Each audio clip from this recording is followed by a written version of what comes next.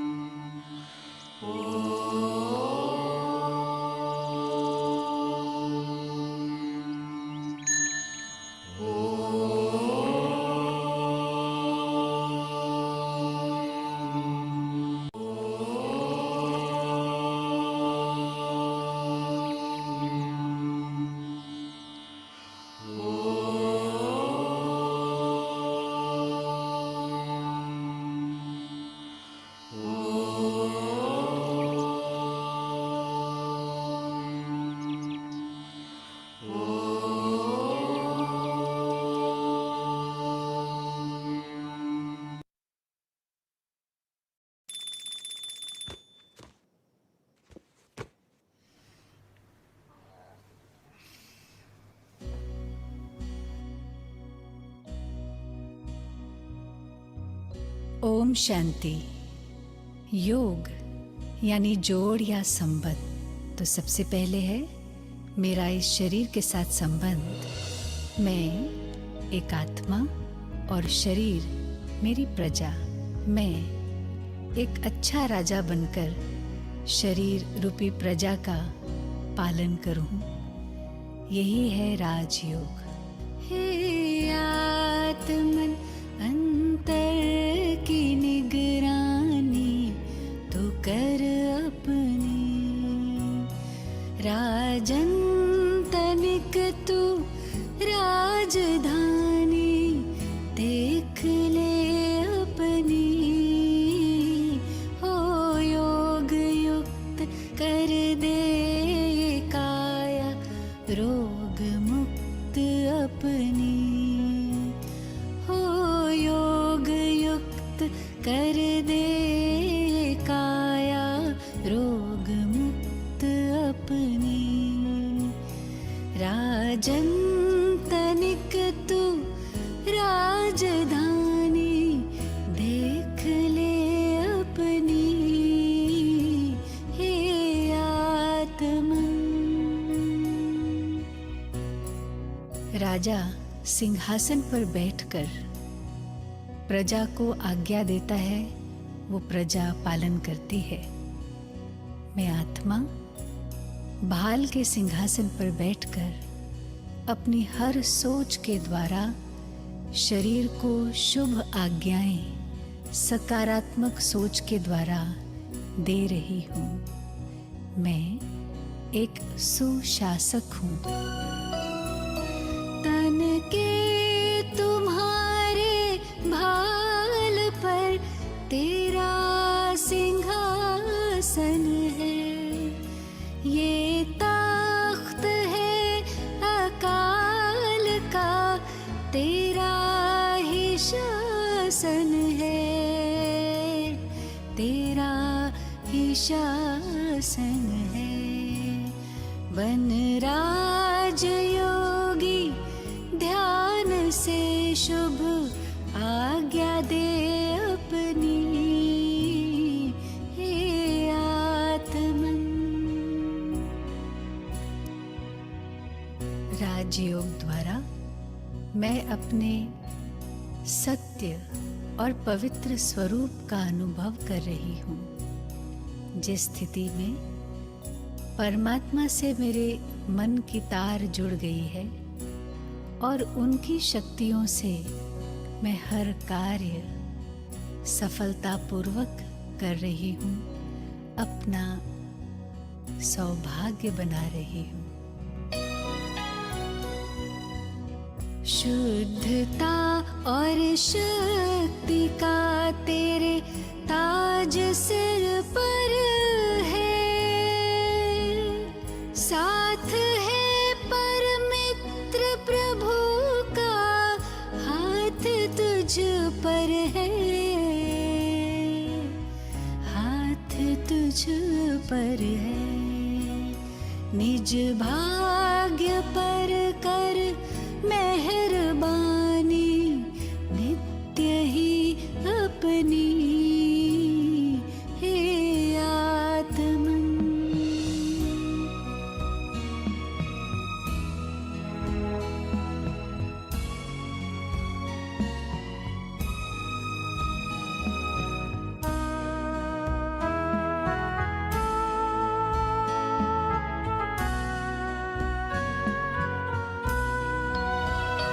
ऐसा न हो के काल कोई खेल ऐसा खेल ले।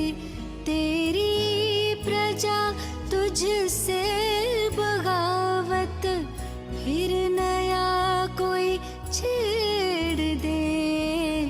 फिर नया कोई छेड़ दे। पहरा लगा रख सावधानी चित्त पर अपनी। हे आत्मन अंतर की निगरानी तू कर अपनी। राजन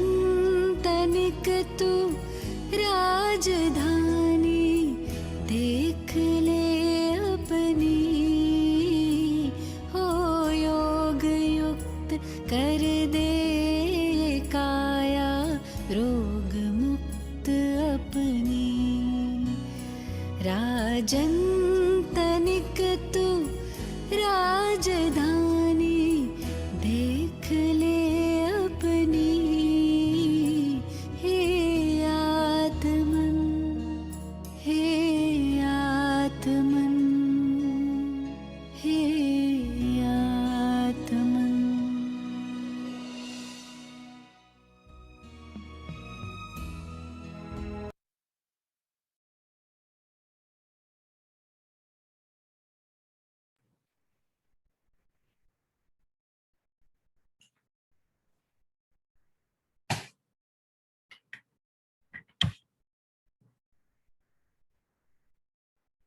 ओम शांति दीदी, ओम शांति सभी आत्माओं को। ओम शांति। ओम शांति। ओम शांति। ओम शांति।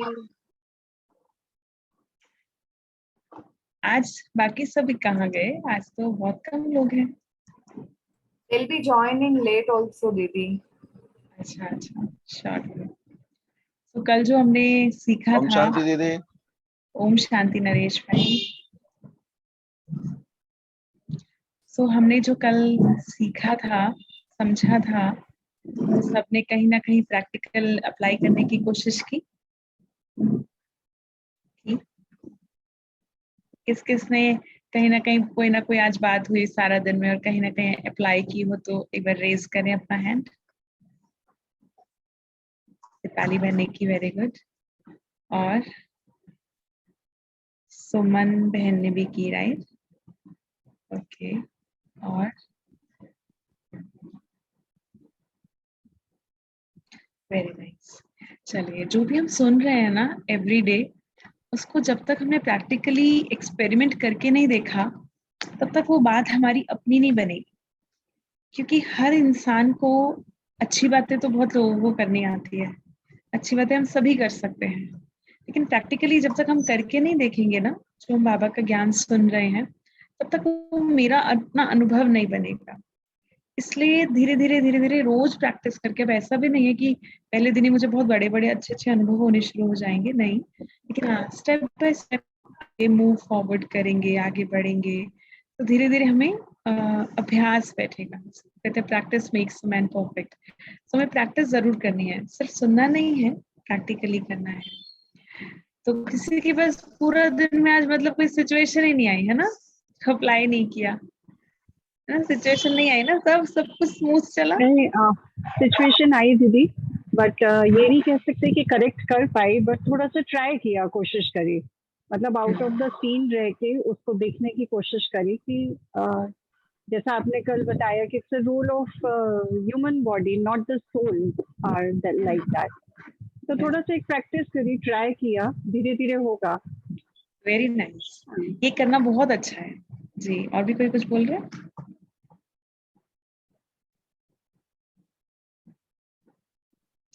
जो आपने प्रैक्टिस की कि ओके, सोल की क्वालिटी वो नहीं है, वो शरीर देहधारी अभी कर रहे हैं, बहुत सारे जन्मों में ऐसे संस्कार उनके बन गए हैं जो रेपिटेटिवली वो उनके संस्कार बन गए, वो ना चाहते भी उनसे हो ही जाता है वो ऐसा व्यवहार, ऐसे बोल, ऐसे शब्दों का यूज।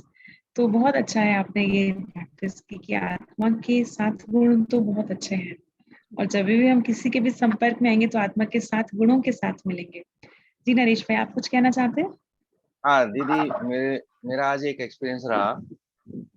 मैं 31 मार्च को रिटायर हो गया था रेलवे से। तो अभी मेरे डिपार्टमेंट ने मुझे दोबारा कॉल किया कि आप अपनी सर्विस आप हमें प्रोवाइड करें, हमें है। इसके अलावा मैं एक जगह और अप्लाई किया था, चीफ अकाउंट ऑफिसर के लिए। तो मेरी 7 तारीख को मंगलवार को इंटरव्यू की डेट थी और मैं पूरी तरह अपने आप को प्रिपेयर हूँ। हाँ, लेकिन अचानक आज फोन आया कि भी इंटरव्यू कैंसिल हो गया। अब जैसे ही मुझे पता लगा कि इंटरव्यू कैंसिल हो गया तो मेरे दिमाग में एक सेकंड के लिए तो नेगेटिव विचार आया कि क्या कारण हो सकता है, कोई और आदमी तो नहीं रख लिया गया, या किसी की एप्लीकेशन को एडजस्ट तो नहीं कर रहे हैं, या एक सेकंड के लिए आया। बाद में तुरंत जब मैंने ये राजयोग का ध्यान दिया तो मेरे दिमाग में ऑटोमेटिकली पॉजिटिव आया कि नहीं, हो सकता है कि हायर अथॉरिटी जो इंटरव्यू लेने वाला है उसका कोई और अलग मीटिंग हो सकती है उस डेट को, इसलिए उन्होंने पोस्टपोन कर दिया। हालांकि उन्होंने कोई रीजन नहीं बताया कि इंटरव्यू कैंसिल क्यों हुआ, लेकिन मेरे दिमाग में मैंने अपने आप को पॉजिटिव ये देखा कि हो सकता है उस दिन कोई और बड़ी मीटिंग होगी जिसकी वजह से मेरा इंटरव्यू पोस्टपोन हो गया या कैंसिल हो गया। Very nice. इसका मतलब है आपने कल्याण की जो दृष्टि है, कल्याण देखने का जो नजरिया है वो देखना शुरू कर दिया है। बहुत अच्छा जी, थैंक यू। यही बाबा ने हम बच्चों को सिखाया, अपने नजरिए को इतना हायर बना दो, इतना हायर बना दो, इतनी एलिवेटेड सोच को ले आओ कि कोई सोचे भी ना कुछ गलत करने का तो भी गलत हो ही नहीं सकता, क्योंकि we are so much elevated, हम इतनी हाईएस्ट स्टेज पर हैं। कुछ गलत होगा भी तो भी हमें लगेगा अरे छोटी सी चीज है, मतलब तो बहुत अच्छा। हमें रोज ऐसे ही आगे बढ़ना है और ऐसे ही उन्नति को पाना है। तो आज जो हमारा टॉपिक है वो बहुत ही अच्छा टॉपिक है, वो है ब्रह्मा बाबा की जीवन कहानी। पर उससे पहले मैं कुछ जानना चाहूंगी, थोड़ा सा रिवीजन हम करेंगे अभी तक जो हमने किया है। क्या आपने आत्मा का जो लेसन सुना, समझा, क्या उसका आपको अनुभव हुआ या अभी प्रैक्टिस कर रहे हैं? क्या आत्मा में हूं इस बात पर निश्चय है? निश्चय है तो हाथ खड़ा करिए।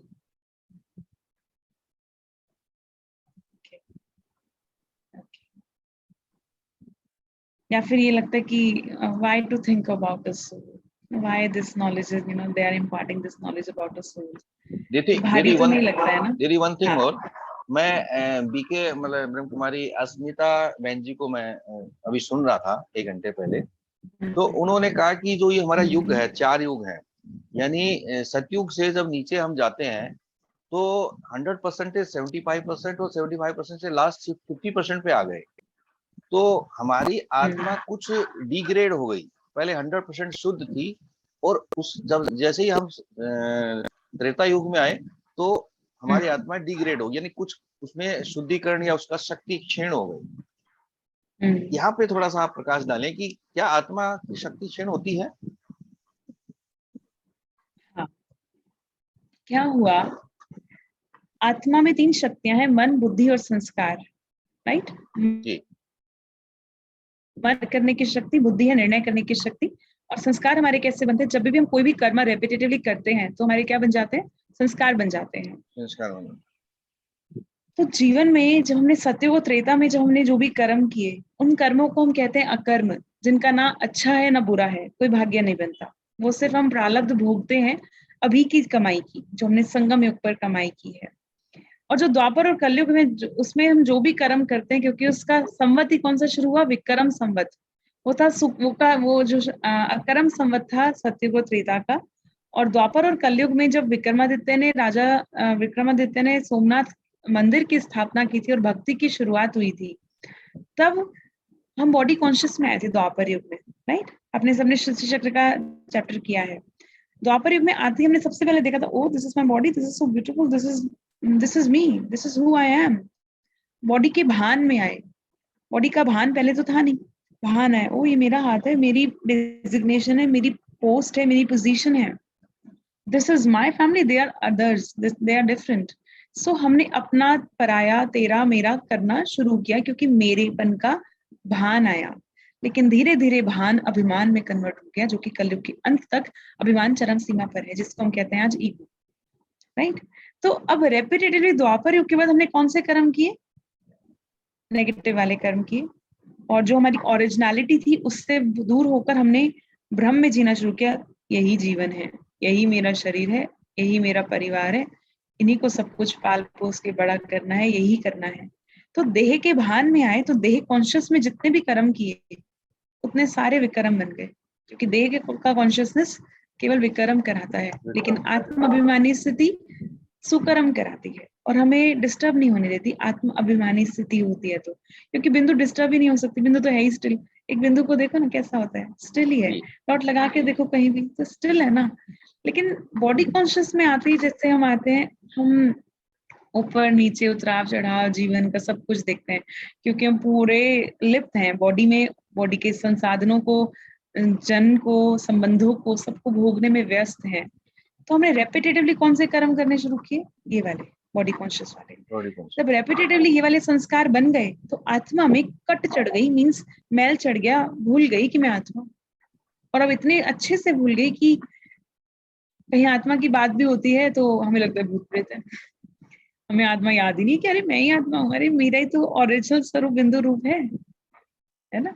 तो अब परमात्मा ने आकर जब हमें ये जागृति दिलाई, स्मृति दिलाई कि बच्चे अपने को आत्मा समझो, तुम तो वास्तव में एक ज्योति बिंदु आत्मा ही हो, तब हमें जागृति आई, तब हमें समझ में आया।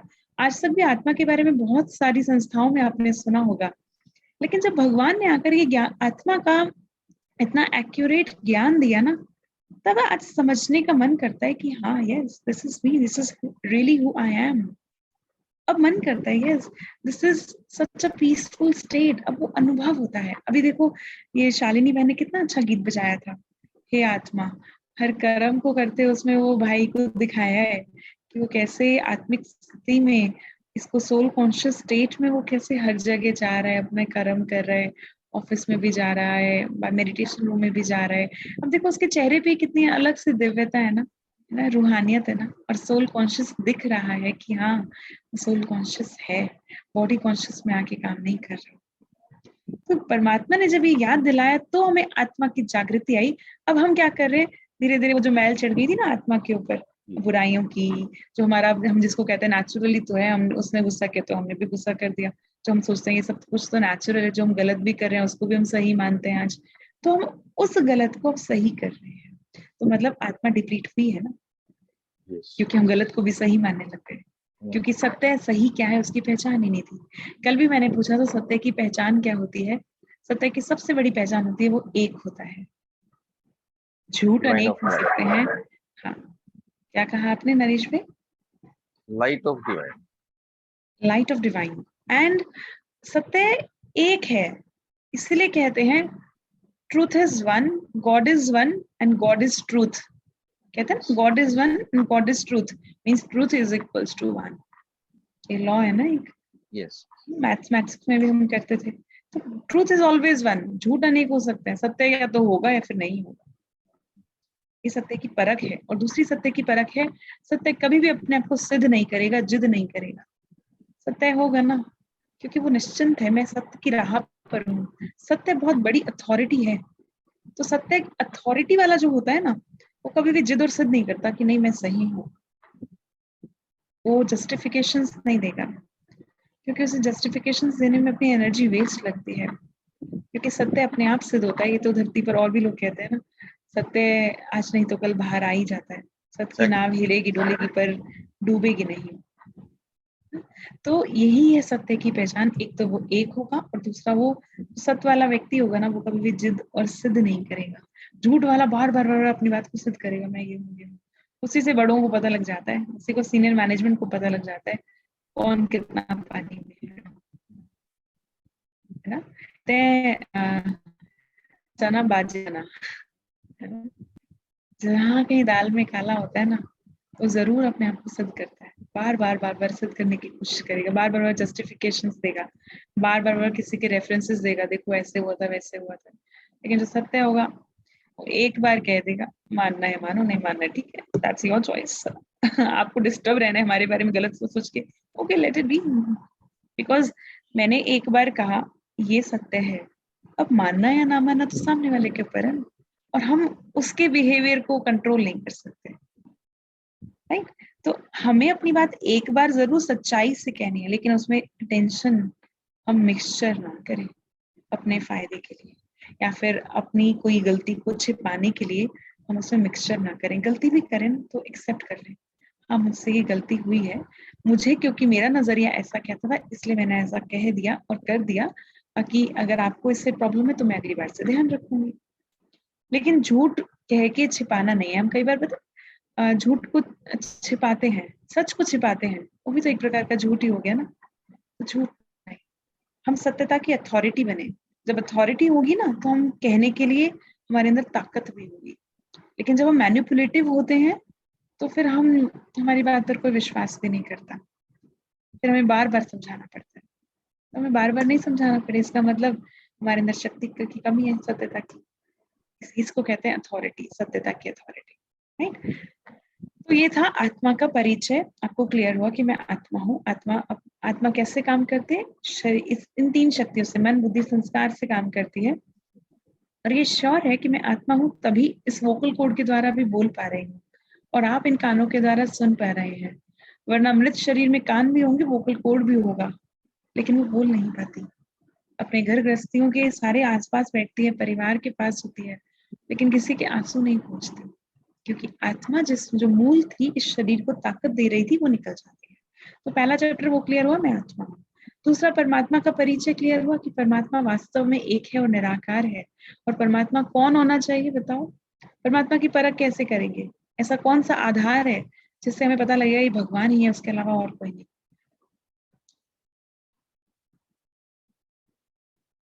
परमात्मा की पहचान के 4 आधार हैं, बेसिस हैं, लिख लीजिए भले। या आपको आई थिंक पता है ना Shalini ma'am? Is it okay if I revise it, because Brahma Baba की जीवन कहानी से पहले I want to make sure that very much, Didi, you can revise it because everyone will have a remembrance of those points. ठीक है, thank you. सो परमात्मा के परिचय के 4 आधार हैं। अगर वो 4 आधार मैच कर गए किसी भी व्यक्ति इस वस्तु से, तो हम उसे भगवान मान सकते हैं। तो 4 था, सबसे पहले सर्वोपरि होगा। सर्वोपरि मीन्स उसके ऊपर कोई और नहीं होगा। जैसे कहते हैं ऊंचा तेरा नाम, नहीं, सर्वोपरि में ये है कि जैसे मेरे शरीर के मेरे माता पिता हैं, आपके शरीर के अपने माता पिता हैं, और उस शरीर के भी उनके अपने माता पिता थे, मीन्स जैसे हमारे ग्रैंडफादर ग्रैंडमदर्स। लेकिन परमात्मा क्योंकि सर्व आत्माओं का पिता है, उसके ऊपर उसका खुद का कोई पिता नहीं होगा। अगर कोई भी व्यक्ति जिसके ऊपर उसका खुद का कोई पिता नहीं है, तो हम उसे भगवान मान सकते हैं। पहला है सर्वोपरि। दूसरा है सर्वोच्च। ऊंचा तेरा नाम, ऊंचा तेरा काम, ऊंचा तेरा धाम।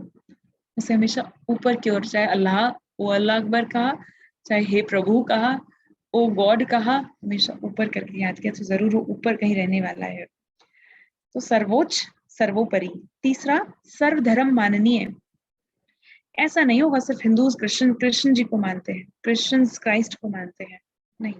सर्वधर्म माननीय होगा, भगवान होगा। तो ये नहीं कि कोई कुछ मान रहा है कोई कुछ मान रहा है, नहीं। वो एक है तो एक ही के सत्य अस्तित्व को, सत्य स्वरूप को सब मानेंगे। वो क्या था? निराकार। क्योंकि सभी धर्मों में कहीं ना कहीं बिंदु की ही पूजा हुई है। बिंदु को ही नूरे इलाही कह दिया मुस्लिम्स में, या फिर चर्च में कैंडल जला दी क्योंकि भगवान गॉड इज लाइट कह दिया। है तो लाइट ना, और लाइट इज ऑलवेज निराकार। लाइट को जिस सांचे में डालोगे वो उसी में रेडिएट करती है, वाइब्रेंट होती है ना। चौकोर लाइट आजकल होती है तो चौकोर वो रेडिएट करते हैं ना, उसका कोई आकार, अब चौकोर है तो चौकोरी जगह तो लाइट नहीं गिरती ना। तो लाइट इज ऑलवेज रेडिएटिव। तो इसीलिए कहा गॉड इज लाइट एंड परमात्मा निराकार है। गॉड इज वन, क्रिश्चियंस ने भी कहा। एक ओंकार सतनाम, ये सब जो उन्होंने कहा, इतना अच्छा, इतनी अच्छी डेफिनेशन जो उन्होंने दी गुरु ग्रंथ साहब ने सिख धर्म में, वो भी उन्होंने किसको कहा? उस एक को याद किया। लेकिन हम सब ने क्या गलती की थी? उन सभी मैसेंजर्स ने, गॉड के मैसेंजर्स ने कहा था God is one, God is light, उसको याद करो। बट हम कहाँ फंस गए? Because we were habitual of the body consciousness. So हमने उन बॉडीज को याद करना शुरू किया। बाबा जी ठीक करेंगे, क्राइस्ट ठीक करेंगे, जीसस जीसस जीसस, ओ जीसस ओ जीसस। तो हमने उनके मैसेज को महत्व ना देके हमने क्या किया? उनको, जो मैसेंजर्स थे, हमने उन्हीं को ही अपना गुरु बना दिया, राइट। उनके मैसेज पर ध्यान देना था, और उन्होंने कहा था उस एक को याद करो। क्या किसी भी गुरु ने, कलयुगी गुरुओं को छोड़कर, या किसी ने भी ऐसे कहा मैं भगवान हूँ मुझे याद करो, अपनी तरफ उंगली की? नहीं। हमने हमेशा, उसने कहा, हर एक मैसेंजर्स ने कहा उसको याद करना है। तो परमात्मा के परिचय के 4 आधार, सर्वोच्च, सर्वोपरि, सर्वधर्म माननीय, और चौथा है सर्वज्ञ। ज्ञ में ना ज्ञान, सर्व का ज्ञाता, आदि मध्य अंत का ज्ञाता, सृष्टि के आदि मध्य अंत का ज्ञाता, हर आत्मा का ज्ञाता। आत्माएं कैसे धरती से नीचे आई, ऊपर से नीचे आई, और नीचे आके क्या पार्ट प्ले करती हैं, फिर वापस जाती हैं, ये सारा ज्ञान परमात्मा पिता ने आज हम बच्चों को दे दिया। तो वो है सर्व का ज्ञाता, इसलिए उसे जानी जाननहार कहते हैं, है ना। तो ये है चार बेसिस, जिस बेसिस के आधार पर हम किसी पर भी नापतोल कर सकते हैं कि इसको हम भगवान माने या नहीं माने, राइट। तो भगवान के ऊपर निश्चय हुआ कि भगवान एक है, निराकार है, और उसका नाम क्या है। क्या ब्रह्मा कुमारियों ने कहा शिव है तो आपने मान लिया शिव है? कैसे कैसे कैसे आइडेंटिफाई करेंगे कि हाँ उसका नाम शिव ही है? क्या तथ्य है, क्या मापदंड है? क्या हम तो कृष्ण जी को मानते हैं, आप क्यों शिव शिव कहते हो हमेशा? हमने तो कह दिया था ये ब्रह्मा कुमारियों को जब हमने कोर्स किया था, you better take care of your Shiv. हम कृष्ण जी को मानते हैं तो कृष्ण जी मानेंगे। पर ऐसा नहीं है कि शिव जी को नहीं मानते थे, लेकिन शिव को ही वो भगवान कहते हैं, निराकार का नाम शिव कहते हैं।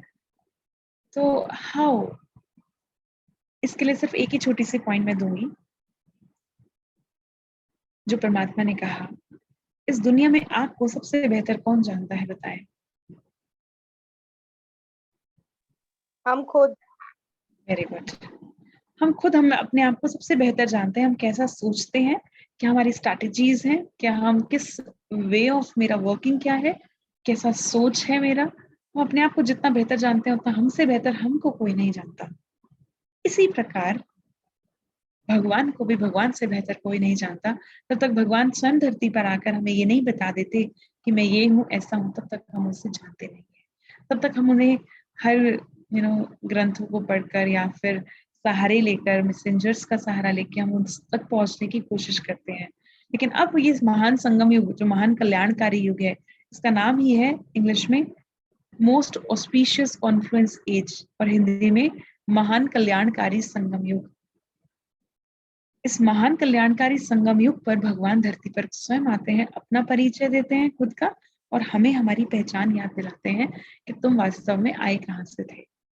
तो हमने जाना जब उसने खुद आके बताया कि मेरा नाम शिव है, और शिव शब्द का हिंदी डिक्शनरी मीनिंग होता है कल्याणकारी। इसलिए भगवान ने कहा मैं सबका दुख हरता सुख करता हूँ, मैं कभी किसी को दुख नहीं देता। तो अपने कर्मों के कारण देह भान में आकर जो तुम गलत कर्म करते हो, उस कर्मों का फल भोगते हो, इस कारण तुम्हें दुख मिलता है। लेकिन मैं तुम सर्व आत्माओं को, सिर्फ ब्रह्मा कुमारियों को नहीं, विश्व की सर्व आत्माओं को मैं दुख से लिबरेट करके वापस ले जाने आया हूँ। क्योंकि हम तो आत्मा को, अपने आप को भी भूल गए और अपने घर को भी भूल गए, इसलिए क्या ढूंढते रहते हैं, बस कहीं जाए जहाँ शांति मिल जाए। शांति को क्यों ढूंढते हैं हम? क्यों ढूंढते हैं हम शांति को? क्यों चाहिए हमें शांति? किसने बनाई ये डेफिनेशन की हाँ शांति?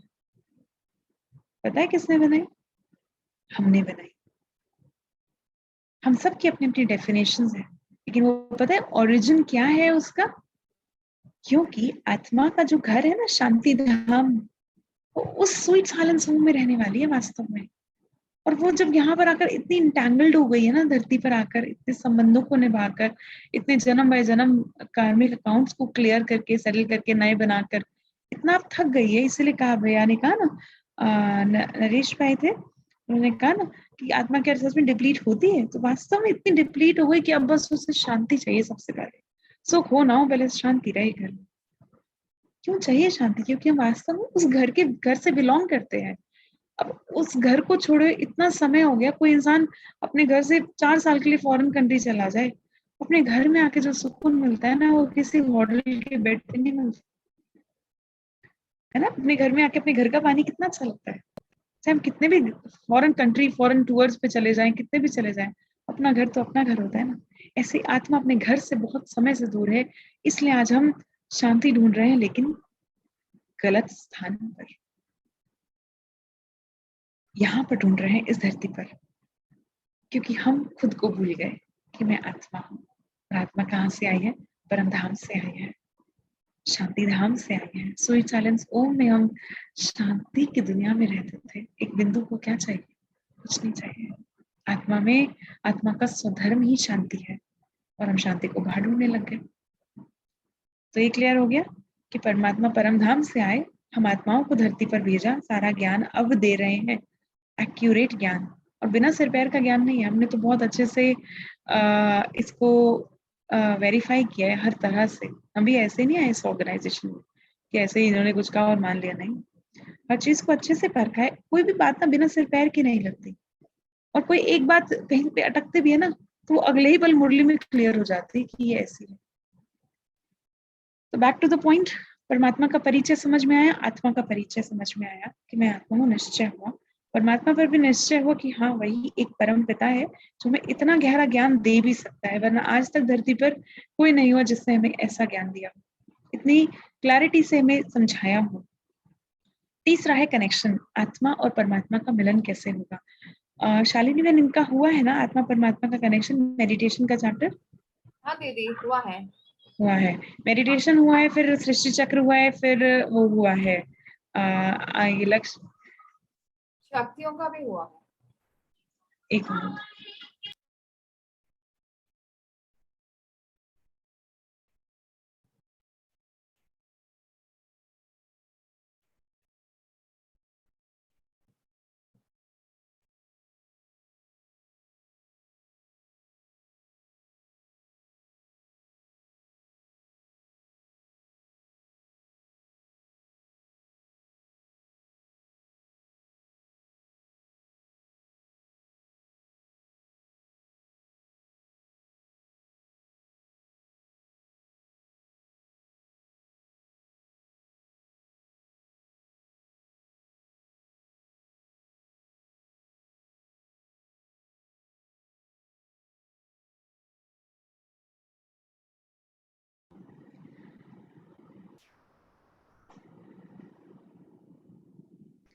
तो सृष्टि चक्र हुआ और फिर झाड़ हुआ, राइट शालिनी बहन?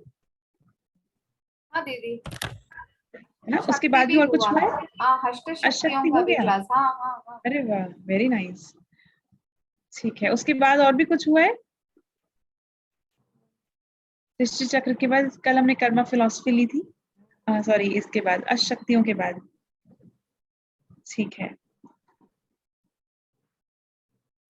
जी।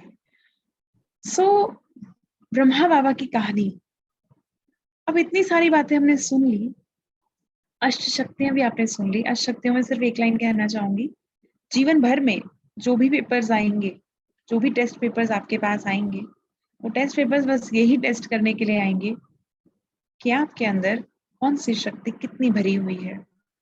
जब भी कोई टेस्ट आता है ना, उसी वक्त आप ये चेक करेंगे, परखेंगे अपने अंदर जाकर, अच्छा सहन करने की शक्ति का पेपर आया, वो तो भरपूर है। और अगर भरपूर नहीं हो तो बाबा के साथ भरपूर करेंगे, राइट? जब आपको यौन आए ना, तो आप वीडियो ऑफ कर देना, ठीक है? दो दो लोगों ने इतना बड़ा बड़ा किया, वो भी वीडियो ऑन के साथ।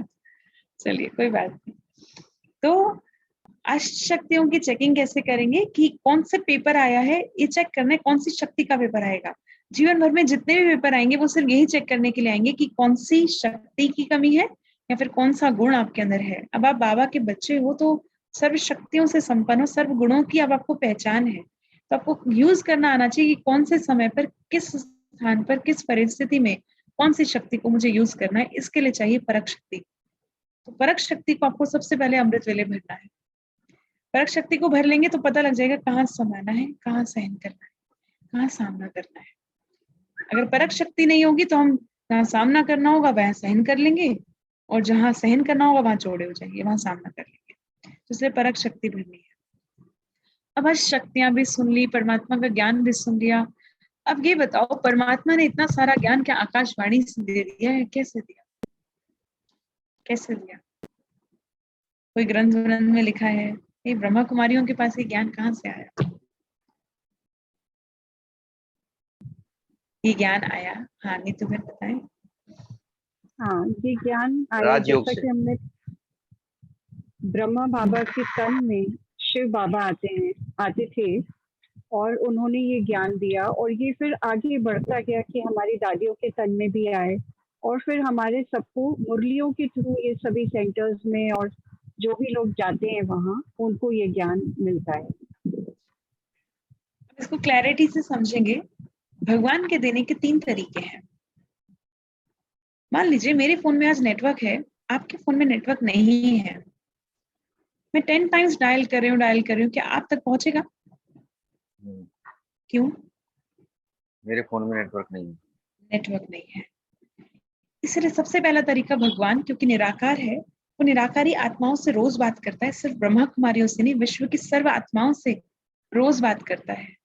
लेकिन भगवान क्योंकि निराकारी है, तो निराकारी आत्माओं से ही बात कर सकता है। वो हम शरीरधारियों से बात नहीं करता है। शरीरधारियों से शरीरधारी बात करते हैं, जैसे आप और मैं बात कर रहे हैं। सेम फॉर्म से कम्युनिकेट कर सकती है।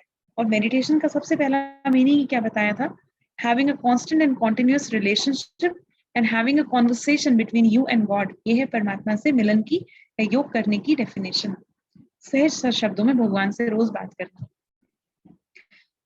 अब एक बात बताइए, मान लीजिए मैं ट्रेंड नहीं हूं, लेकिन मुझे कहा जाए मैं शेर को कोई बात अपनी कन्वे कर दूं, क्या मैं कर पाऊंगी?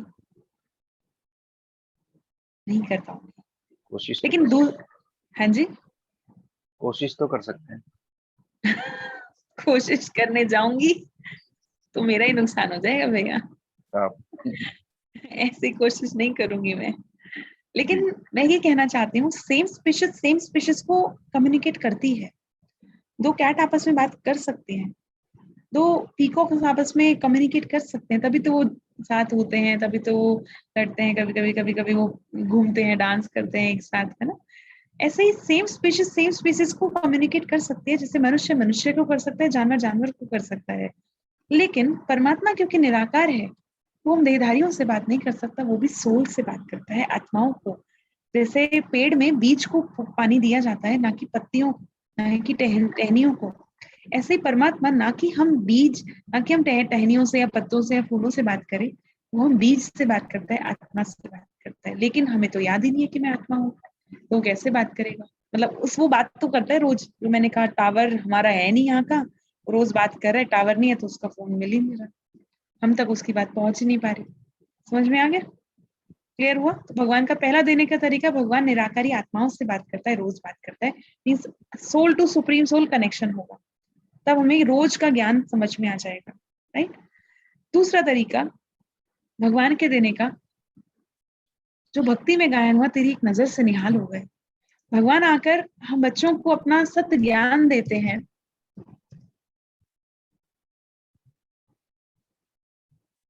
सत्य ज्ञान देते हैं, और जो भगवान का गायन है ना, भगवान की एक नजर से निहाल हो गए। भगवान ने एक तन का आधार लिया, क्योंकि हम बच्चों को याद दिलाना था, बच्चे तुम आत्माएं हो। इसलिए भगवान ने ब्रह्मा के रथ का आधार लिया। और ब्रह्मा कौन थे? ब्रह्मा कैसे बने, आज हम उसकी स्टोरी सुनेंगे, सत्य घटना सुनेंगे। ब्रह्मा बाबा जो थे, वो बचपन में एक टीचर के बच्चे थे। उनके जो फादर थे वो टीचर थे। उनकी मदर का देहांत करीब 4 वर्ष की आयु में ही हो गया था, और वो अपने चाचा के साथ रहते थे। उनके फादर भी थे, लेकिन फादर टीचर थे। और 12 वर्ष के जब वो हुए, इनका नाम था दादा लेखराज।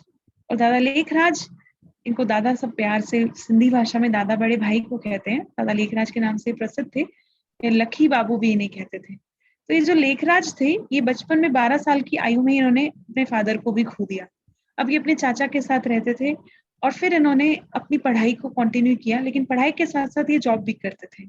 और जॉब ये करते थे एक होलसेलर के पास, डायमंड मर्चेंट के पास। लेकिन ये अपनी, इनकी बुद्धि इतनी प्रवीण थी कि इन्होंने सारा काम करते करते, पढ़ाई करते करते, अपनी स्कूल की फीस वगैरह भी भरते भरते, जो इन्होंने काम, जिस यहाँ पर ये काम करते थे, इतना अच्छे से प्रवीण हो गए और इतने ईमानदार थे।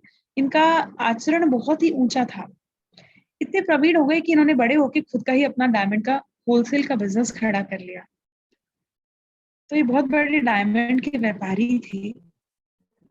इतने इनका उच्च आचरण 1936 में, जब ये 60 वर्ष की आयु तक आए, तब तक इनके घर में अपने बच्चे थे, शादी हुई इनकी, और बच्चों को पालन पोषण किया। और इतने रईस थे, इतने अच्छे संपन्न परिवार से थे कि इन्होंने जब अपनी बहू को चूज करने के लिए गए थे, तो जो बहू थी इनकी, जिनको हम दादी ब्रिजेंद्रा के नाम से जानते हैं, उनके जो भाई थे, उन्होंने कहा था कि मैं देखना चाहता हूँ, क्योंकि उसने आज तक गलीचे से नीचे पाँव नहीं रखा था, ब्रिजेंद्रा जी ने।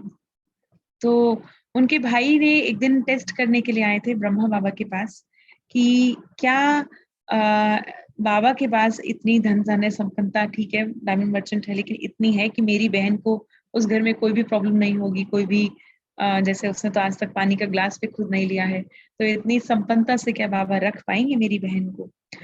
तो बाबा तो बहुत ही मैच्योर थे और बहुत ही अनुभवी थे।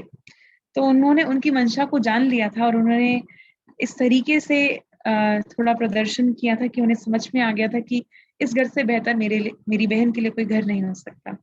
और अपनी बेटी के लिए भी उन्होंने एक वर चूज किया था, तो भी उन्होंने इतने अच्छे से चूज किया था कि मेरी बेटी को कभी कोई प्रॉब्लम नहीं हो, क्योंकि उसने कभी कुछ नहीं किया। तो इतने धनधान्य संपन्न थे कि इनके घरों में जब ये कभी दावा देते थे तो इनका संपर्क सभी राजाओं महाराजाओं से होता था। पहले ईस्ट इंडिया कंपनी थी, इंडिया में विदेशी भी थे और राजाओं महाराजाओं की भी वो चलती थी, गद्दी चलती थी। तो इनका जो नेचर था, इनका जो स्वभाव था और इनका जो सम्मान था सारे समाज में, ऐसा था कि इनको किसी भी महल में रानियों के पास कभी भी जाने की अनुमति लेने की जरूरत नहीं होती थी, ये कभी भी आ जा सकते थे, क्योंकि इनका बहुत ही उच्च कोटि का आचार व्यवहार आचरण था। ऐसे ही एक बार इन्होंने अपने घर में दावत रखी थी जिसमें ईस्ट इंडिया कंपनी के ये फॉरेनर्स भी थे और सारे राजा महाराजाएं भी आए थे। लेकिन राजा महाराजाएं और जो ये फॉरेनर्स होते थे, ये पहले बहुत मांस मदिरा पान करते थे। तो ये जब इनके घर में आए तो इन्होंने कहा, लकी बाबू आपकी दावत में वो बात नहीं जो होनी चाहिए थी। तो लकी बाबू ने कहा था, आप तो मुझे कागज के नोट ही देते हैं, मैं तो आपको हीरे देता हूँ। मैं कागज के नोटों के बदले अपना ईमान नहीं बेचूंगा। क्योंकि बाबा के लिए अपनी जो संस्कार थे वो बहुत ऊंचे थे। बाबा बहुत भक्ति करते थे, गीता का पाठ करते थे, और जब गीता का पाठ पढ़ते थे तो घर परिवार बहुत बड़ा था, 5 बच्चे थे, तो सभी आके बैठ जाते थे। आस पड़ोसी भी सभी माताएं बहनें भाई सब लोग आके बैठकर बाबा से वो गीता का ज्ञान सुनते थे, गीता पढ़ते थे। बहुत भक्ति भावना वाले थे कि इतना नियम में अपने पक्के थे, धारणा में पक्के थे, भक्ति में पक्के थे कि अपनी चाहे कोई भी कितना भी बड़ा ग्राहक क्यों ना आ जाए, लेकिन जब समय पूजा का है तो अपनी पूजा अपनी भक्ति पूरी करके ही वहां पर जाते थे, अपने स्थान पर अपने होलसेल जो उनकी शॉप थी वहां पर जाते थे। अब ऐसे ही धीरे धीरे करके उनका विस्तार हुआ, उनका बिजनेस भी बहुत बड़ा, तीनों जगह हैदराबाद, सिंध, कराची में था, बॉम्बे में था, कलकत्ता में था। इनके अपने बड़े बड़े होलसेल के शॉप्स थे जहां पर ये अपना व्यापार चलाते थे। इन्होंने पूरे जीवन भर में क्योंकि बहुत भक्ति की थी, इनके मन में शुभ आश थी कि मुझे भगवान को पाना है। भगवान को पाने की चाह में इन्होंने अपने जीवन काल में 12 गुरु किए। जब 12 गुरु किए, बार बार जब उन्हें 12 गुरु करते करते उन्हें जब कोई प्रश्न उठते थे और गुरु नहीं समझ पाते थे, उनके प्रश्नों का उत्तर नहीं दे पाते थे, तो फिर वो नेक्स्ट गुरु के पास जाते थे। इस तरह से उन्होंने अपने जीवन भर में 12 गुरु किए कि मुझे अपने जीवन में मेरे को भगवान को पाना है, मुझे वो मिल जाए। एक बार वो ऐसे ही 12वें गुरु के सामने बैठे थे और क्योंकि बहुत ही उच्च विचार था, उच्च व्यवहार था इनका और उच्च आचरण था, कि कभी भी अपने गुरु सामने बैठा और ये उठ जाए, ऐसा कभी नहीं होता था। लेकिन जिस दिन ये 12वें गुरु के सामने बैठे थे और सुन रहे थे, उनके जो विचार थे सुन रहे थे, उस दिन ये उठकर खड़े हुए और ये उठकर एक कमरे में चले गए। उस दिन इनको जाते हुए इनकी बहू ने देख लिया, जिनको हम दादी ब्रिजेंद्रा के नाम से जानते हैं, कि बाबा कभी भी नहीं जाते।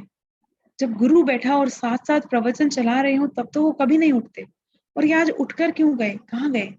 तो वो उनको देखने के लिए गई, और जैसे ही वो देखने के लिए गई, उन्होंने वो जैसे ही दरवाजा खोला जिस कमरे में बाबा गए थे, वहां पर 3 शब्दों का उच्चारण हुआ, निज आनंद स्वरूपम शिवोहम शिवोहम,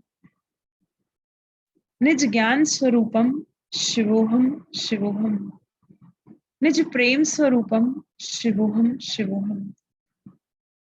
मैं ही आनंद स्वरूप हूँ, मैं ही शिव हूँ शिवोहम, मैं ही शिव हूँ, मैं ही ज्ञान स्वरूप हूँ, मैं ही सभी के ज्ञान आदि मध्य अंत के ज्ञान को जानता हूँ, मैं ही सारी सृष्टि का ज्ञाता हूँ।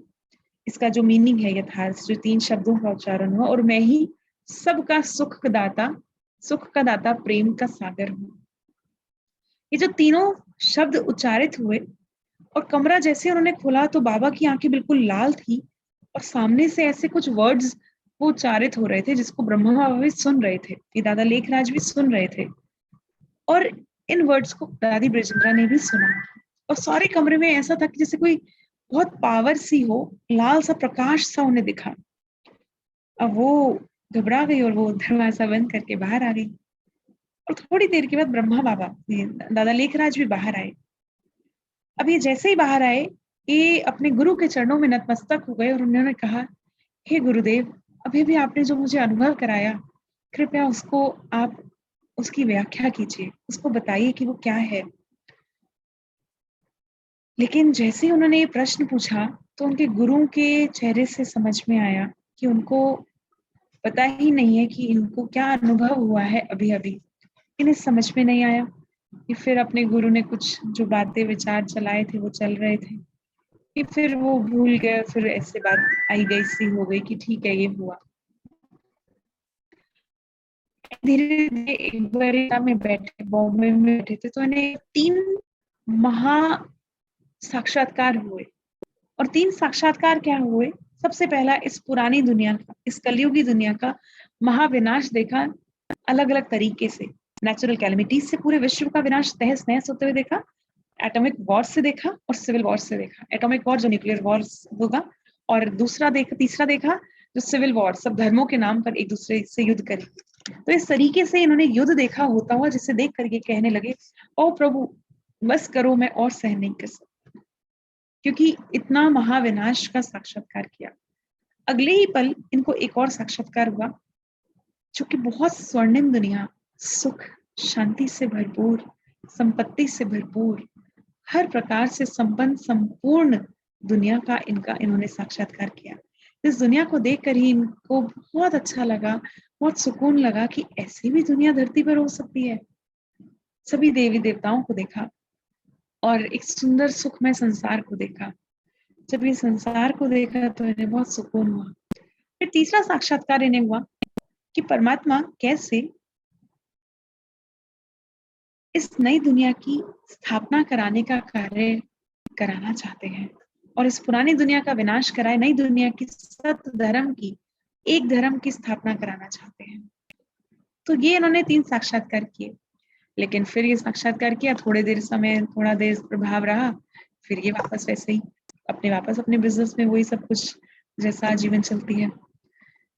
फिर एक दिन ये हैदराबाद संत कराची में, जैसे ये हमेशा गीता का पाठ पढ़ते थे, ऐसे पढ़ रहे थे, और सामने बहुत सारे भाई बहन बैठे थे, इनके घर परिवार के आस पड़ोस के लोग बैठे थे।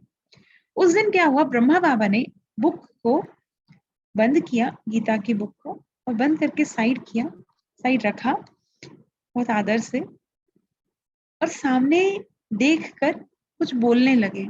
सबसे पहले आत्मा का ज्ञान दिया। हालांकि गीता में भी बहुत आत्मा का ज्ञान है, लेकिन बुक बंद करके जब उन्होंने वो ज्ञान देना शुरू किया, तो ब्रह्मा बाबा का खुद का अनुभव सुनाते थे कि मेरे कान में वो ज्ञान पहली बार सुन रहे थे, और जो वो सुन रहे थे वो धीरे धीरे जो सुनने वाले लोग थे और वो खुद भी उस स्वरूप में टिकने शुरू हो गए थे। मैं बिंदु हूँ, मैं आत्मा हूँ, और धीरे धीरे सभी को देह का भान जैसे छूटता सा जा रहा था, और सभी उसको अनुभव में लेकर आ रहे थे, अनुभव कर पा रहे थे। हल्कापन शरीर का जैसे भान ही धीरे धीरे समाप्त होता जा रहा था, और उन्होंने बिंदु स्वरूप का अनुभव करना शुरू कर दिया। अब जो बाबा ज्ञान सुना रहे थे, वो ज्ञान गीता से थोड़ा भिन्न था, गीता का ही ज्ञान था, रिलेटेड था, लेकिन गीता से भिन्न था, और भिन्न होते हुए वो सभी स्वरूप में टिकने लग गए थे, और उन्हें बहुत असीम शांति की अनुभूति हो रही थी, क्योंकि आत्मा का स्वधर्म ही शांति है। कुछ लोग उसी में टिक के रह जाते थे, लेकिन फिर जब समाप्त होता था फिर अपने घर जाते थे। तो इस तरह से शिव बाबा की पधरामनी ब्रह्मा के तन में शुरू हुई। लेकिन कुछ समय बाद क्या हुआ, लोगों को जो ये दादा लेखराज थे, इनसे साक्षात्कार होने शुरू हुए श्री कृष्ण के। अब लोग श्री कृष्ण का साक्षात्कार देखकर लोगों को लगा यही भगवान है, ये जो दादा लेखराज बैठा है यही भगवान है। लोगों ने इन्हीं को पूजना शुरू कर दिया, इन्हीं को बाबा बाबा करना शुरू कर दिया। तो एक दिन इस बात को क्लियर करने के लिए शिव बाबा ने क्या किया, क्योंकि शिव बाबा परम ज्योति, महाज्योति, परम शक्ति, परम पिता परमात्मा, परम सतगुरु, वो ब्रह्मा की भ्रिकुटी में बैठकर और ब्रह्मा के मुख से वाचा ज्ञान सुनाने के बजाय सामने जो एक बहन बैठी थी उनके तन में उन्होंने प्रवेश किया, और वो बहन अपने आप ही उठकर ब्रह्मा बाबा के साइड में संदली पे आकर बैठ गई। और वो जब यहाँ पर आके बैठी तो उसने साफ साफ कहा, उसके मुख से शिव बाबा बोल रहे थे, अब साफ साफ कहा, ये जो ज्ञान तुम्हें सुनाता है वो ये ज्ञान नहीं सुनाता है, ये ज्ञान मैं परम पिता परमात्मा निराकार शिव इसके तन में प्रवेश करके ये ज्ञान सुनाता हूँ, इसलिए तुम्हें इसको भगवान नहीं मानना है, ये तुम्हारी ही तरह देहधारी है, ये तुम्हारी ही तरह जन्म मरण के चक्कर में आता है। तो परमात्मा शिव ने आकर ये अपने स्वरूप को, अपने अस्तित्व को क्लियर किया, और लोग जो इनको ही ब्रह्मा को ही भगवान मानना शुरू कर रहे थे, इनका ये क्लियर किया कि ये भी तुम्हारी तरह ही पुरुषार्थी है, शरीरधारी है, ये भगवान नहीं है। उस दिन के बाद ये क्लियर हुआ कि ज्ञान सुनाने वाला शिव है, ना कि ये दादा लेखराज। और ऐसा नहीं है कि शिव बाबा बैठे ही रहेंगे उसके तन में, आते थे, ज्ञान सुनाते थे और चले जाते थे। फिर बाद में ये दादा लेखराज का पाठ शुरू होता था, जो अपना उनका दिनचर्या जो उन्हें करनी थी। लेकिन उन्हें यही करते करते उन्हें इतना परमात्मा में निश्चय हो गया, क्योंकि जिसके तन में भगवान प्रवेश कर रहा हो उसे तो कितना अच्छा अनुभव आत्मिक स्वरूप का हो गया था, कि उन्हें बहुत जल्दी वैराग्य आया दुनिया से, और उन्हें ये समझ में आ गया कि भगवान मेरे इस रथ के द्वारा, क्योंकि भगवान के पास अपना रथ नहीं था, और भगवान को हम बच्चों को याद दिलाने के लिए आकाशवाणियों से कोई बात नहीं बनती, और ना ही मैसेंजर्स भगवान का कोई कार्य कर पा रहे थे। आत्मिक जागृतियां ना दिलाकर लोग उन्हीं में फंसने लग गए थे, गुरुओं में फंसने लग गए थे। इसलिए भगवान को ये कार्य उनके तन के द्वारा करना है, इस माध्यम को, इसको सिर्फ माध्यम बनाना है, ब्रह्मा के रथ को, ब्रह्मा के शरीर को और वोकल कोड को उसको यूज करना है। ये बात ब्रह्मा को, मीन्स दादा लेखराज को समझ में आ गई थी। उन्होंने तुरंत ही एक तार लिखी, उस टाइम तो तार लिखते थे, टेलीग्राम होते थे, तार लिखते थे, तार लिखी, और उनके जो बिजनेस पार्टनर्स थे, तीन थे टोटल ही, इनको मिलाकर दोनों ही पार्टनर्स को लिख दिया, आलिफ को आई अल्लाह की तार, बे को अब बादशाही नहीं चाहिए, बे को मिली झूठी बादशाही। मीन्स मुझे अल्लाह की तार आ गई है, अब मुझे भगवान का कार्य करना है। अब आपको जो इस सारे संपत्ति में से जो लगे मेरा शेयर होना चाहिए वो आप मेरे शेयर कर दीजिए, बाकी मैं अब आगे से ये झूठे हीरों का व्यापार नहीं करूंगा, क्योंकि उन्हें ज्ञान रत्नों में रुचि हो गई थी। ज्ञान रत्न से इतना सुख मिल रहा था। आत्मिक स्मृति देखो, हमें जब थोड़ी देर के लिए हम टिकते तो हमें कितना अच्छा लगता है, और वहां तो ये सब अनुभव कर रहे थे, स्वयं भगवान करा रहे थे, तो उन्हें कितनी अच्छी अनुभूति, उन्होंने ये लिख दिया। लेकिन दोनों ही पार्टनर्स ने जब ये बात सुनी तो उनके रोमांच खड़े हुए कि दादा के बिना बिजनेस कैसे चलेगा। तो वो देखने के लिए आए कि आखिर दादा को हुआ क्या है। वो भी जैसे ही आए उन्हें भी परमात्मा अनुभूतियां हो गई, और उन्होंने बिजनेस को जो भी करना था सेटल किया। और एक जो उनके बिजनेस पार्टनर थे उनको भगवान में निश्चय हो गया था, और एक ने अपना शायद कंटिन्यू किया था। तो जब उनको समझ में आया तो वो भी उनके साथ ही लग गए, मीन्स ब्रह्मा बाबा के साथ। और उसी दिन ही ब्रह्मा बाबा का शिव बाबा ने, अच्छा ये थोड़ी सी गहरी और बात है इसमें, कि ब्रह्मा का नाम ब्रह्मा किसने रखा? ये शिव बाबा ने ब्रह्मा का नाम ब्रह्मा रखा, दादा लेखराज से चेंज किया। और सिर्फ ब्रह्मा का नाम चेंज नहीं किया, सभी जो बहनें थी जो सामने बैठती थी, जो कन्याएं जिनको हम आज दादियां कहते हैं, उन दादियों के भी नाम वतन से आए थे। देखो ब्रह्मा बाबा का पार्ट ट्रांस में जाने का नहीं था, उनका नाम कैसे रखा गया, दादियों का नाम और ब्रह्मा का ब्रह्मा नाम, संदेशियां होती थी। जब शिव बाबा आते थे ना, जैसे ही बाबा ब्रह्मा के नैनों से दृष्टि देते थे, तो जो सामने बैठे होती थी ना बहनें या भाई, वो कुछ डांस करने लग जाते थे, सत्योगी रास करने लग जाते थे, कुछ बहुत मग्न हो जाते थे शांति की अनुभूति में, और कुछ का ट्रांस का पार्ट खुल गया। तो शिव बाबा ने ही खोला। ट्रांस का पार्ट खुलना माना वो आत्मा परम धाम में नहीं, सूक्ष्म वतन में जाती थी, और सूक्ष्म वतन में बाबा अलग अलग सीन्स इमर्ज करते हैं। अभी भी होता है ये पार्ट, जिनको हम संदेशियां, जो सदगुरुवार को सेंटर्स पर भोग लगता है, संदेशियां बहुत नहीं है अब, केवल माउंट आबू में 2 संदेशियां हैं जिनके ही माध्यम से हम संदेश मंगाते हैं, और बाकी जिनको श्रीमत है, बाबा की छुट्टी है, वही ये ट्रांस का पार्ट जाती हैं, और वही ट्रांस में जाकर शिव बाबा के मैसेजेस लेकर आते हैं, और यज्ञ को आगे इस संस्था में भी कैसे कैसे कारोबार चलनी है। क्योंकि ये कारोबार अगर ब्रह्मा की होती तो 1969 में जब ब्रह्मा दादा लेखराज ने शरीर छोड़ा तो ये संस्था भी चलो 10-20 साल चल जाती, लेकिन 50 वर्ष तक आगे आ गई है संस्था। तो ये कार्य ब्रह्मा का तो नहीं है, ना ही किसी दीदी दादियों का है, ना ही बहनों का है।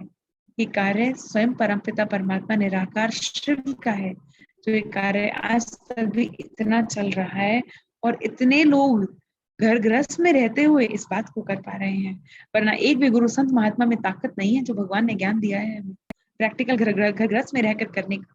क्योंकि गुरु संत महात्मा के कहने में और भगवान के कहने में सबसे बड़ा डिफरेंस है, सबको अच्छी अच्छी बातें करना आता है और सुनना भी आता है, लेकिन कोई भी आज तक प्रैक्टिकल लाइफ में फॉलो नहीं कर पा रहा था। क्योंकि हम जाते थे सत्संगों में, गुरु संत महात्मा की सुनते थे और आ जाते थे। उसका असर 1 घंटा रहा, 2 घंटा रहा, लेकिन उसके बाद नहीं। ये आप ले लीजिए।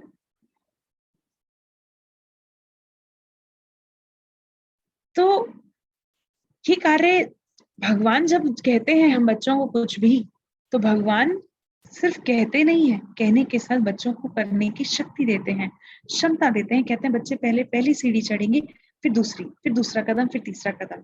तो भगवान ने जो भी हम बच्चों को ज्ञान दिया वो सिर्फ ज्ञान नहीं दिया, उसको प्रैक्टिकल में अप्लाई करने की ताकत साथ में भर दी। इसीलिए आज हम इस ज्ञान को कर पाते हैं। वरना तो ऋषि संत महात्माओं ने कम मेहनत नहीं की थी, कम तपस्याएं नहीं की थी भगवान को पाने की। उन्होंने क्या कहा, हे प्रभु, एक टांग पे खड़े हो गए, सालों खाना नहीं खाया, पानी में खड़े हो गए कुछ लोग, कितनी तपस्याएं की, कितनी यातनाएं दी अपने शरीर को। फिर भी जब उन्हें प्रभु का साक्षात्कार के लिए उन्होंने किया था, और जब साक्षात्कार हुआ तो क्या कहा, ओहो प्रभु तेरी लीला अपरम अपार है, बस करो, और सहन नहीं कर सकता। क्योंकि भगवान तो लाइट है और दिव्य ज्योति है, परम ज्योति है। हजारों सूर्यों से तेजों में उन्हीं तपस्वियों ने कह दिया वो तो हजारों सूर्यों से तेजों में है, क्योंकि उसकी लाइट को वो सहन ही नहीं कर पाए। इसलिए कहते हैं भगवान का ये जो ज्ञान आप सुन रहे हो, अपने आप शाबाश दो कि हमारी आत्मा भगवान के इस ज्ञान को समझ पा रही है, सुन पा रही है। इसका एक छोटा सा प्रैक्टिकल एग्जाम्पल देते हैं। जो शेरनी होती है ना, शेरनी का दूध सोने के बर्तन में ही ठहरता है, वरना वो फट जाता है। ऐसे ही भगवान का जो ज्ञान है वो हर बुद्धि में ठहर नहीं सकता। बुद्धि स्वच्छ, साफ और ऐसी सालिम बुद्धि चाहिए जो भगवान के ज्ञान को जीवन में समझ पाए और धारण कर पाए। इसलिए हर आत्मा ये ज्ञान नहीं सुनती।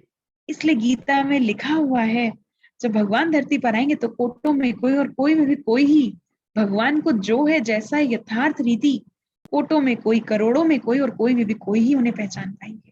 क्योंकि हर आत्मा में भगवान को जानने की, पहचानने की और उसकी श्रीमत को धारण करने की, उसके ज्ञान को समझने की ताकत ही नहीं है। इसलिए ये ज्ञान इतना ऊंच है क्योंकि स्वयं भगवान का है। और आज आप भी ऊंच हैं, तो अपने आप को शाबाश तो दो। वाह रे वाह, हम भगवान का ये ज्ञान सुन पा रहे हैं, समझ पा रहे हैं ना? कितना बड़ा भाग्य है हमारा, भगवान ने ये ज्ञान दिया। तो समझ में आया, ये थी ब्रह्मा बाबा की शॉर्ट में स्टोरी। ऐसे तो बाबा की पूरी जीवन कहानी है, हर चरित्र से एक कुछ ना कुछ शिक्षा मिली है। और ब्रह्मा बाबा को शिव बाबा ने कहा था, तुम्हें पवित्र गृहस्थ आश्रम, जिसको गृहस्थ आश्रम को सर्वश्रेष्ठ आश्रम कहा गया है, ये कहा ना, है ना? ऐसे ही परमात्मा पिता ने हमें कहा, तुम्हें गृहस्थ आश्रम सर्वश्रेष्ठ आश्रम बनाने हैं। तो शिव बाबा ने ये ब्रह्मा बाबा को जब कहा, समझ में नहीं आया, लेकिन धीरे धीरे शिव बाबा ने क्लियर किया, वास्तविकता यही है, गृहस्थ आश्रम सर्वश्रेष्ठ आश्रम है। और शिव बाबा ने नहीं कहा कि आप घर गृहस्थ को छोड़ के यहाँ पर आ जाओ। आज संस्था से 15 लाख से भी ज्यादा फैमिलीज जुड़ी हुई हैं। क्या 15 के 15 लाख संस्था के अंदर रहते हैं? नहीं, सब अपने घर गृहस्थ में रहते हैं, सेंटर पर आते हैं, ज्ञान योग करना सीखते हैं, फिर चलते फिरते, उठते बैठते, ऑफिस में जाते, हर कर्म करते, हम कहीं भी बैठ के भगवान को याद कर सकते हैं। कहीं चप्पल उतारनी नहीं है, कहीं हाथ जोड़ने नहीं है, कहीं किसी के अपने पाँव छूते हुए देखा हो तो ब्रह्मा कुमारीज में कोई किसी के पाँव नहीं छूता, सब एक दूसरे को प्यार से ओम शांति खुश करते हैं। बहुत ऊंचा सम्मान दे दिया भगवान ने आकर। भगवान ने आकर जो ज्ञान दिया, हम बच्चों को जो ज्ञान दिया, हम बच्चों को उसे धारण करने की शक्ति भी दी। और जो कहा गृहस्थ आश्रम, ये धीरे धीरे शिव बाबा ने क्लियर किया, गृहस्थ आश्रम सर्वश्रेष्ठ आश्रम है। गृहस्थ को छोड़ना नहीं है, गृहस्थ में रहते हुए करके दिखाना है। वो क्या बात हुई कि जंगल में चले गए और शांति में बैठे हैं और तपस्या कर रहे हैं? नहीं, बात तो तब है ना जब चारों तरफ से बॉम्ब ब्लास्ट हो रहे हो इस एक के बाद एक परिस्थिति आ रही है और उसमें भी हम स्टेबल रह के दिखाएं। बात तो तब है ना। ये भगवान ने कहा घर गृहस्थ में रहते हुए करना है। इसलिए आज हमारे जैसी बहनें जो संस्था को क्योंकि चलाने के लिए भी तो कोई चाहिए, तो हमारे जैसी बहनें केवल 20 से 22 हजार बहनें हैं ऑल ओवर वर्ल्ड में 136 देशों में करीब 8000 सेंटर्स पर। केवल 2-2 बहनें या 4-4 बहनें बड़े सेंटर्स पे ज्यादा बहनें रहती हैं, और वो भी वो जिनको अंदर से इनर कॉल आता है, yes I want to serve the humanity. हर कोई नहीं कर सकता, और गृहस्थ वालों को तो हम अलाउ भी नहीं करते कि आपको छोड़कर आना। तो घर गृहस्थ में रहने की ताकत किसने दी? भगवान ने। अब देखो कोई भी गुरु के पास चले जाओ, गुरु की जो दिनचर्या होगी वो उनके शिष्य चेलों की नहीं होगी, और घर गृहस्थी जो आते हैं उनकी नहीं होगी। लेकिन ब्रह्मा कुमारी में क्योंकि ईश्वर एक है, भगवान एक है, भगवान का ज्ञान एक है, और चाहे छोटा है, बूढ़ा है, जवान है या वृद्ध है, सबके लिए एक ही ज्ञान है, एक ही आत्मा की पढ़ाई है। एक ही मुरली संस्था की चीफ भी पढ़ती है, संस्था पे सेंटर पे रहने वाली बहन भी पढ़ती है, मधुबन में रहने वाली बहन भी पढ़ती है, सेंटर पे रहने वाली बहन भी पढ़ती है, घर में रहने वाले भी बहन भाई एक ही मुरली पढ़ते हैं, क्योंकि ईश्वर का ज्ञान, भगवान का ज्ञान एक है और सर्व के लिए एक जैसा है। और जो दिनचर्या बहनों की है सेंटर पे, वही दिनचर्या भाई बहनों की भी है, घर गृहस्थ में रहने वालों की भी। हम भी 4 बजे उठते हैं, घर गृहस्थ में रहने वाले भी 4 बजे उठते हैं। हम भी सुबह रोज मुरली सुनते हैं या सुनाते हैं, वो भी रोज सुनते हैं। हम भी रोज सुबह 9 से 1 हमारी भी सेवा होती है, हम भी सेवा करते हैं, कार्य व्यवहार में आते हैं। इतने सारे हम अपनी अपनी सेवाएं करते हैं, ऐसे ही वो लोग भी सेवाएं करते हैं। और चाहे उन्हें ऑफिस में जाना है, चाहे उन्हें 8 घंटे की वो जॉब करनी है, हमारे लिए बस ये एक सहूलियत है क्योंकि संस्था के अंदर रह रहे हैं। हमारा 1 बजे के बाद 2 घंटे का हमें रेस्ट मिलता है, 3 साढ़े 3 बजे तक। आप लोगों को वो वाला रेस्ट नहीं मिलता। तो भाव क्या है, हम सबकी दिनचर्या एक जैसे, हम सब भी शाम को नुमा शाम योग करते हैं, आप भी नुमा शाम गृहस्थी भी करते हैं। तो ऐसी कोई भी संस्था नहीं है जिसमें गुरु की गुरु तो खैर हम अपने आप को नहीं कहते हैं, हम सब घर रहने वाले, संस्था में रहने वाले और घर गृहस्थ में रहने वाले, सबकी दिनचर्या एक समान हो।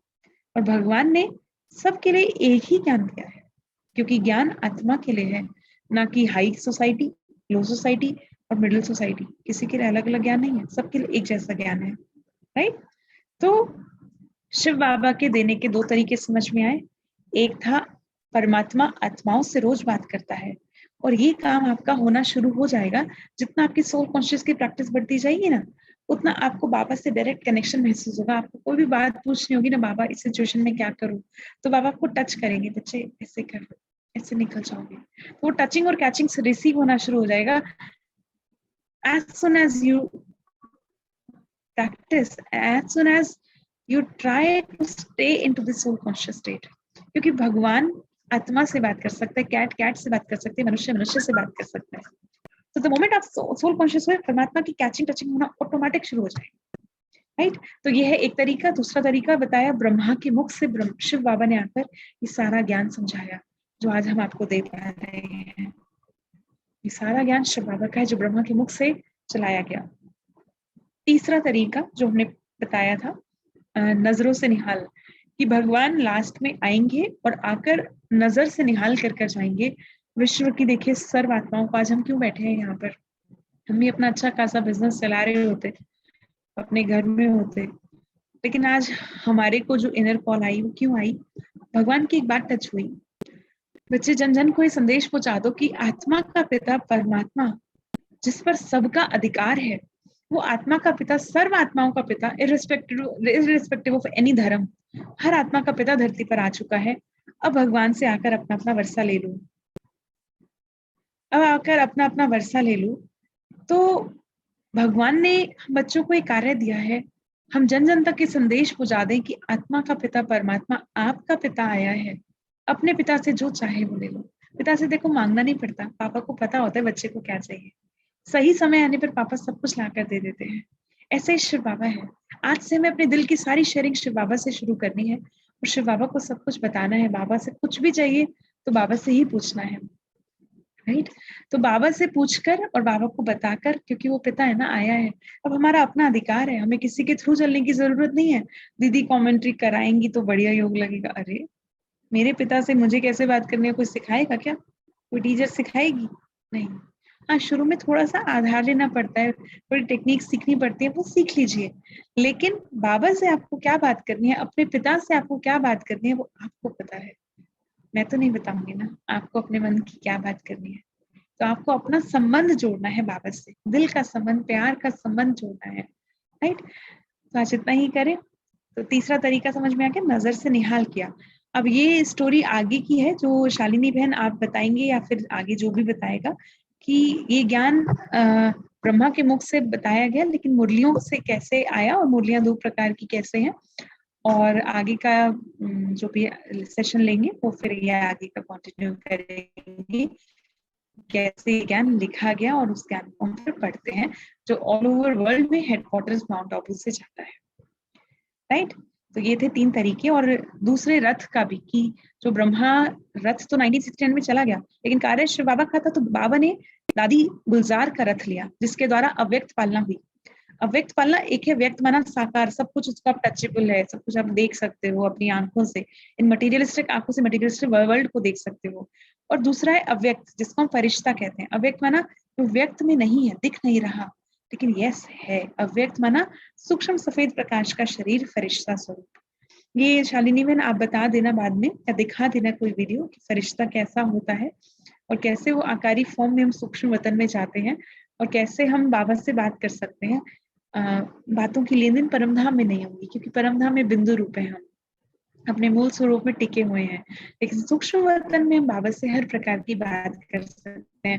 डांस करने का मन हो डांस करो, बाबा के कंधे पे सिर रख के सोना है तो सो जाओ, मालिश करानी है मालिश करा लो, बाबा से जो आप कराना चाहो।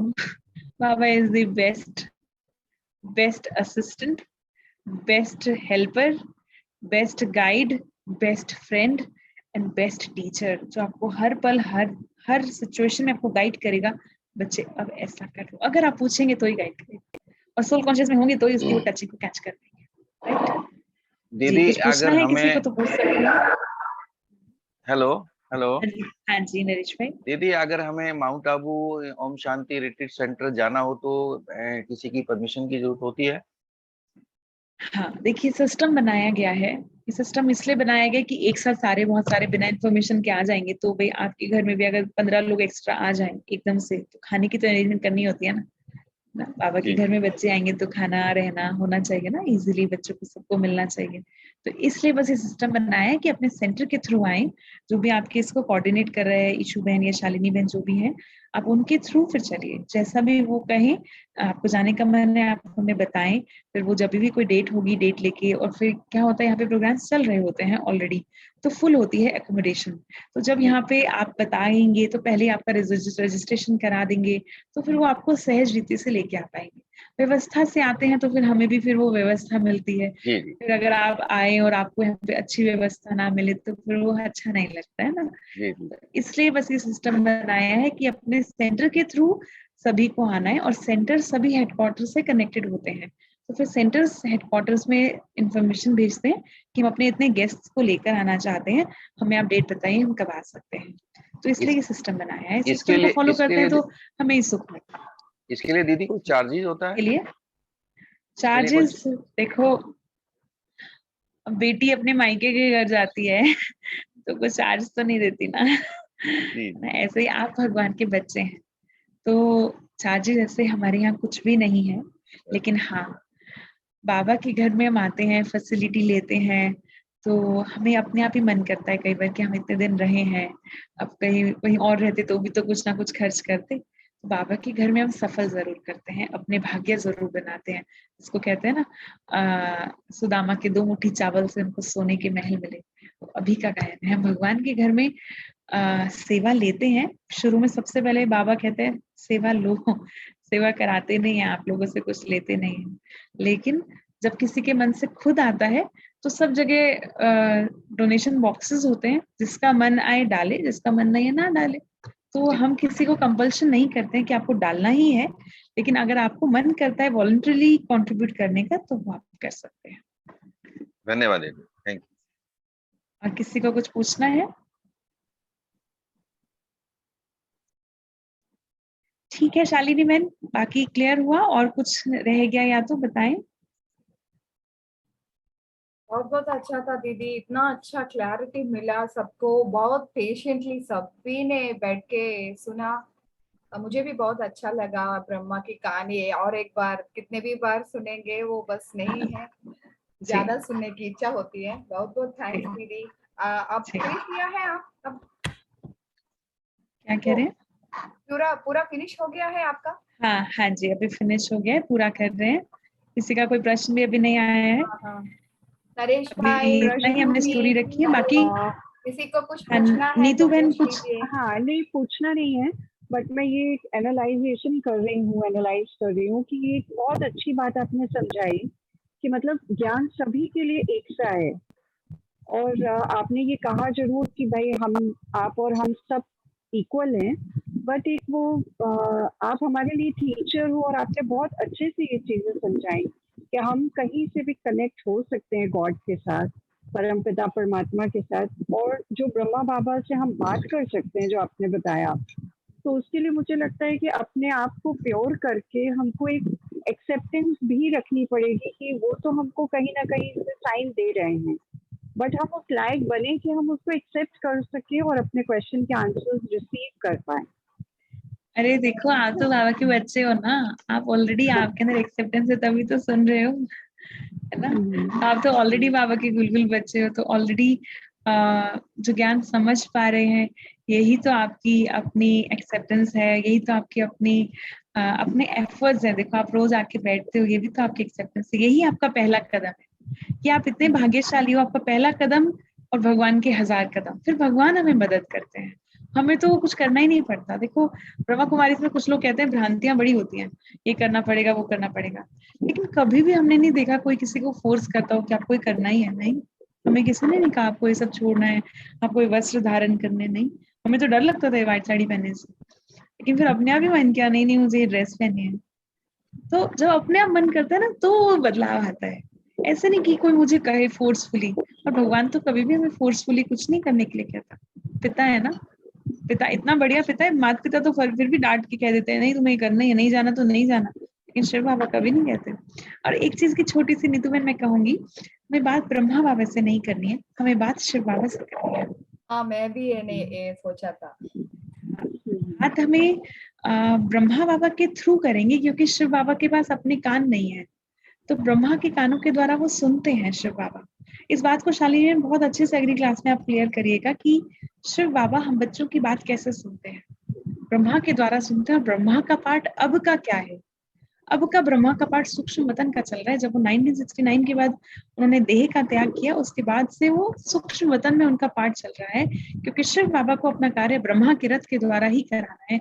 इसलिए ही ब्रह्मा के हाथों में जो भक्ति में ब्रह्मा विष्णु शंकर का दिखाया है ना चित्र, उसमें वेद शास्त्र दिखाए हैं, और क्या कहा है, ब्रह्मा ही सारी सृष्टि के आदि अंत का ज्ञाता है, और ब्रह्मा के द्वारा ही ब्रह्मा ही सारी सृष्टि का रचयिता है। लेकिन ये क्लियर है, क्लियर शिव बाबा ने किया कि ब्रह्मा के द्वारा शिव बाबा इस नई दुनिया की, इस सब धर्म की और सभी धर्मों का सार आकर समझाते हैं, सभी ग्रंथों का सार आकर समझाते हैं। इसलिए इस ज्ञान को आप विश्व के किसी भी कोने में, किसी भी ज्ञान के पास लेके चले जाइएगा, उनको उनके श्लोकों में जो समझ में नहीं आया होगा, तो आपको समझ में आ रहा होगा, क्योंकि भगवान बीज है। बीज ने हमें सारे ज्ञान का, सारे विश्व के ज्ञान का सार समझा दिया है ना। तो शिव बाबा का ये पाठ ब्रह्मा का अभी भी चल रहा है सूक्ष्म वतन में। सूक्ष्म वतन में वो आकारी फॉर्म है ब्रह्मा का, संपूर्ण अव्यक्त फरिश्ता, जिसके द्वारा शिव बाबा हम बच्चों से बात करते हैं। सूक्ष्म वतन में बाबा से बात कर सकते हैं। ठीक है शालिनी बहन, ये आप जरूर बताइएगा और अच्छे से कि शिव बाबा ब्रह्मा के तन से अभी भी हमसे कैसे बात करते हैं और हमारी कैसे बात सुनते में हैं। भी रहकर बाबा से हम एक्सचेंज कर सकते हैं बातें, अपने आप को आत्मा समझकर भी बाबा की वो स्वरूप को मन में लाके बाबा से जो भी चाहे आप शेयर कर सकते हैं, वो भी कर सकते हैं। अच्छा, ओके, थैंक यू चलिए, दीदी। थैंक यू शालिनी बहन, thank you everyone, thank you Aseem भाई। Thank you, कृष्ण, दीदी। असीम भाई आप ठीक है? क्लियर हो रहा है ना जी? नरेश भाई सब ठीक? थैंक यू जी दीदी, बहुत अच्छा। बिल्कुल ठीक। आपने तो बहुत अच्छी तरह से समझाया हर चीज, बहुत अच्छा थैंक्स टू लगा। बाबा। जी आप जी, थैंक्स टू कंटिन्यू बाबा। करें दीदी। और जी, ये रिकॉर्डिंग चलिए। भी अभी मैं शेयर करने वाली हूँ ग्रुप में। और ज्यादा क्लैरिटी होगा और एक बार सुनेंगे तो। ठीक है शालिनी बहन, 1 मिनट फिर साइलेंस करते हैं, फिर पूरा करते हैं। ठीक है थैंक यू। दीदी, ओके ओम दीदी। शांति। ओम शांति दीदी।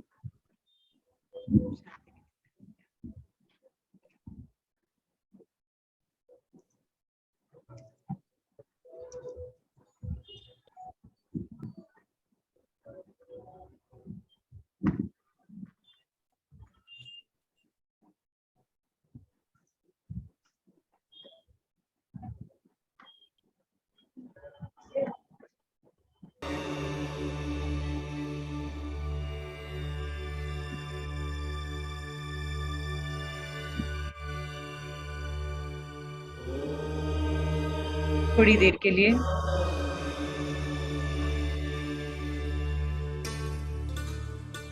अपने मन को, बुद्धि को अपने मस्तक के बीचों बीच एकाग्र कर लीजिए।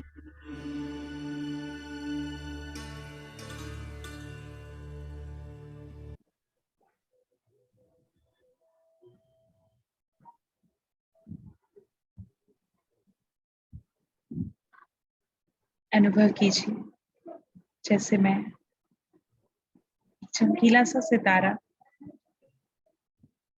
मस्तक के बीचों बीच चमक रहा हूं।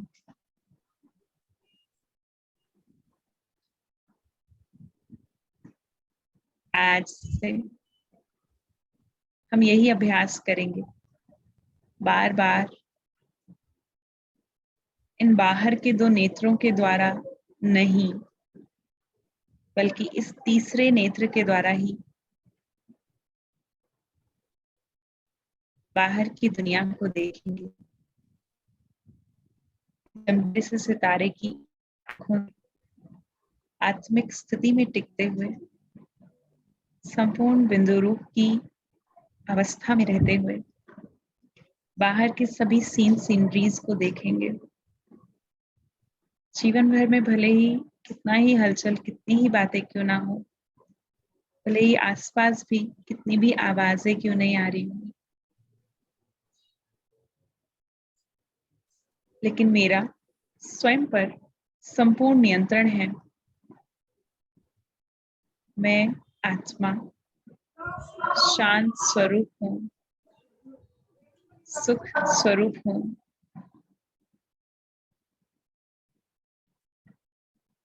शांति के सागर की संतान हूँ।